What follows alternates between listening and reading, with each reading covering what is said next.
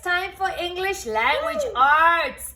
And we are still reading The Boy Who Cried Wolf. But where you guys the last 2 days took a look at character and setting, which is the who and the where of the story, today we're going to look at what the problem and the solution is. Now, just to go back to what we've been doing the last few weeks with problem and solution is we went over feelings and how characters can have different feelings. And then we used the feelings to find out what the problem and the solution was. If you remember correctly, when characters are sad or they're mad or something negative, usually that indicates that there is a problem. So we're looking for those feelings inside of the story to see if we can find the problem. And then usually when the characters are happy or relieved or anything positive, that usually shows the solution. So we're going to use that thinking, which we've been practicing for the last few weeks, to try and find the problem and solution in our story. But I just wanted to again give you another example of how that works. So let's pretend Rafiki is Lakar's favorite toy. And while he's not looking, some mean person grabs it and hides Rafiki. And when the car looks for his toy, it's gone. And guess what? He is sad. He is crying. He could possibly even be mad. Where is Rafiki? Stomp, stomp, stomp, stomp, stomp, stomp, stomp, stomp. Lakar has a problem. Rafiki is gone. His emotions have shown that there is a problem in the story. So just like you guys might lose your favorite toy or have something you really like taken away from you, which you think is a big problem, then you're like, you're upset. So that's usually a very good indication of a problem, even though it might not really be a problem if you think about it. Now let's say somebody nice popped up and brought Rafiki back to the car. He's so happy and overjoyed. He has a solution. He's so happy he's throwing poor Rafiki in the sky. So that is how we try to find the solution. So again, we're doing standard RL 1.1 and 2.5 and 1.3. We previewed the book. We looked at character and setting. And today we're going to look at problem and solution. Are you guys ready to read the book? Let's do it. Thank you, Mr. Helper. The Boy Who Cried Wolf. Once upon a time, there was a young shepherd boy named Peter. He lived with his parents in a village on a hillside.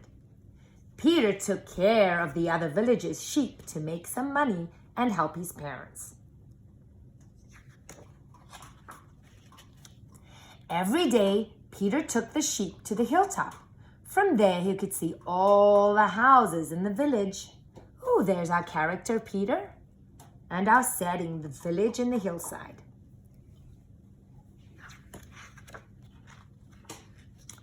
Before Peter left the house to take care of the sheep, his mother prepared a basket with food. Yummy.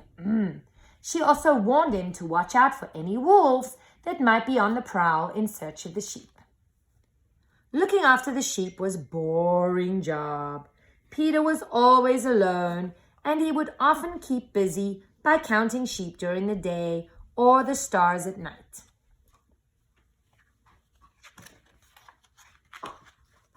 One morning, when Lucas had gone off to chase some rabbits, Peter got so bored he decided to play a trick on the villagers. He climbed to the top of the hill and started shouting in the direction of the village. Wolf, wolf, the wolf is coming. The villagers were busy working in the town vegetable garden when they heard the boy's cries.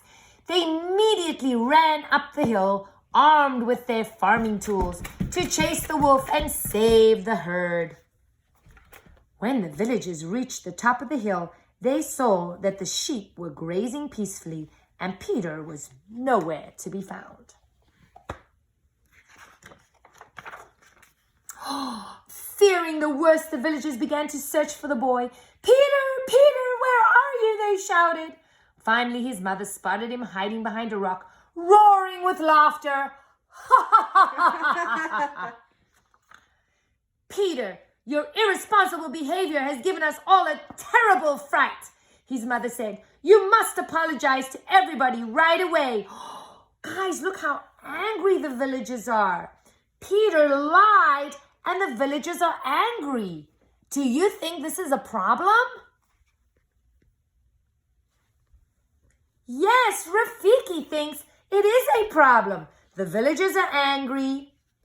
Peter is not laughing anymore, and lying is a big problem. So I think we just found one of the problems in the story. Peter felt very bad, see? So he looked at the villagers and said, I'm truly sorry. I will never do it again. Nice.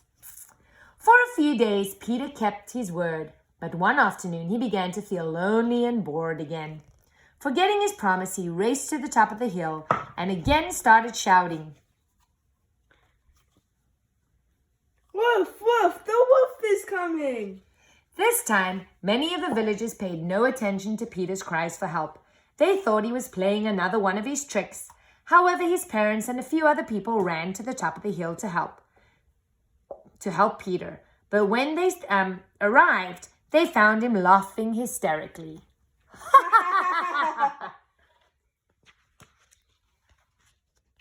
The villagers were very angry with Peter. They warned him they would not come if he cried wolf again. After realizing how foolishly he acted, Peter promised himself he would not play any more tricks that would upset the parents and the villagers. Peter continued to take the sheep to the hilltop every day. He kept himself busy by playing with Lucas or reading a book. Then one evening, as he was resting under a tree, he heard a noise. When he looked down, he saw 2 red lights glowing at him from the nearby bushes. Peter quickly realized he was looking into the eyes of a fierce wolf that was staring at his sheep. He jumped to his feet, ran to the edge of the hill and cried out, "Wolf, wolf!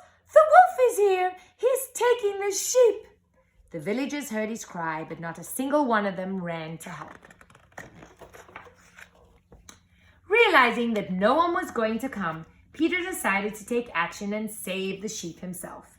He grabbed his food and basket and threw it with all his strength, hitting the wolf on the snout. Frightened, the wolf ran off to the forest. When he returned home that night, he told his parents what had happened. Although they were shocked, they listened to everything he had to say. When he finished, they said, "Peter, do you see what can happen when people don't tell the truth? We hope that you finally learned your lesson. Still, we are very proud of you for being brave and saving the sheep all by yourself." And so the solution is what the lesson is. It is important to always tell the truth. Nobody believes people who lie, even when they are telling the truth. So our problem, friends, was Peter lying and making all the villagers angry. And the solution is to not lie, to always tell the truth. The end. Okay, so let's try this out. I have 2 pictures. Which picture is the problem? Is the problem Peter telling lies and the villagers being angry about the lies? Or is the problem that the cowboy can't pick up the horse? Rafiki, what do you think? It is Peter lying to the villagers. That is the problem in the story. They're angry. He feels bad. Lying is no good. This is a big, big problem. Okay, guys, are you ready to find the solution? Which one is the solution? Is it going to the bank to put in money? Or is it Peter telling the truth? You can do it. Touch the one. Is it putting money in the bank? Or is it Peter telling the truth? Come up and touch it. Good job. It is Peter telling the truth. Wonderful, friends. We're going to do this again tomorrow. Practicing problem and solution. You did an awesome job. See you soon. Bye.